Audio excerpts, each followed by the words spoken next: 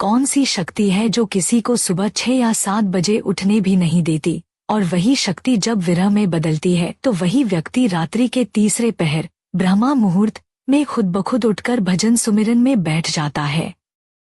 फर्क बस विरह का है, फर्क बस गुरु प्रेम का है। एक साधारण व्यक्ति के लिए सुबह उठना एक भारी बोझ है, लेकिन जिस आत्मा को गुरु से सच्चा प्रेम हो जाता है, जिसकी अंतरात्मा में विरह की आग जल रही होती है, उसके लिए यह समय अमूल्य खजाना बन जाता है। ऐसा प्रेमी तब तक शांत नहीं बैठ सकता जब तक कि उसे गुरु के अंतर दर्शन न हो जाए। यहाँ दर्शन का अर्थ केवल बाहरी आंखों से नहीं है, ये दर्शन उस भीतर की आंख से होते हैं जहाँ गुरु का प्रकाशमय स्वरूप प्रकट होता है। और उस दर्शन के लिए क्या करना पड़ता है? केवल एक स्थान पर बैठ जाना, अपनी सूरत को आज्ञा चक्र पर टिकाना और पूरी श्रद्धा से रात्रि के तीसरे पहर में भजन में लीन हो जाना। यही वो समय है संगत जी, जब काल की शक्ति भी हमें नहीं छू पाती।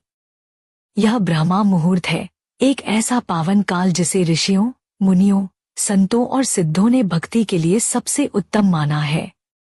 इस समय जब सारी दुनिया सो रही होती है, तब आत्मा और परमात्मा के बीच का रास्ता खुला होता है। यह वह बेला है जब अंतर आकाश में शांति होती है और आत्मा की पुकार सबसे तेज सुनाई देती है। लेकिन अफसोस की बात है कि हम इस अमूल्य समय को भी नींद में गंवा देते हैं। हम सोचते हैं कल करेंगे, फिर किसी दिन उठेंगे, लेकिन संगत जी, एक बात याद रखिए, यह एक बार जो समय चला गया वह दोबारा लौट कर नहीं आता। हर दिन के साथ एक अमूल्य अवसर भी बीत जाता है। हम सब जानते हैं कि यह समय कितना पावन है, कितना दुर्लभ है, फिर भी हम इसकी कदर नहीं करते।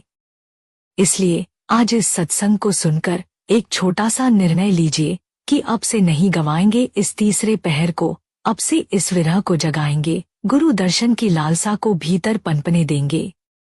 और जब यह तड़प सच्ची हो जाती है तो न समय की बाधा रहती है, न शरीर की, बस एक ही मार्ग बचता है, नाम, सुमिरन और गुरु का प्रेम।